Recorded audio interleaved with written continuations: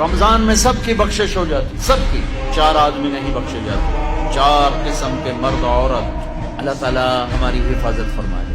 کسی بھائی میں یہ عیب ہے، ابھی سن کے توبہ کر لینا، مستقل شراب پینے والا، رمضان میں بخشش۔ ماں باپ کا نافرمان، ماں باپ کے نافرمان کے لیے تو میرے نبی نے کہا کہ اللہ ہر گناہ کی سزا موت کے بعد دے گا۔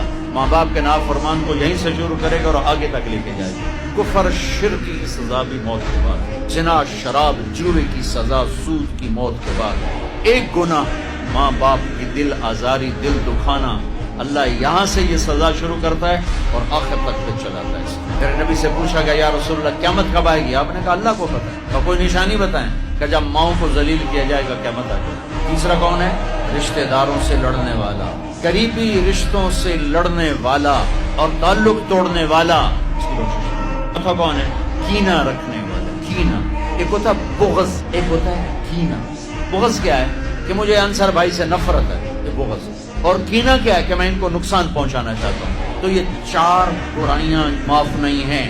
ہاں کوئی توبہ کرے تو سب معاف ہوگا، سب معاف ہوگا، سب معاف ہوگا۔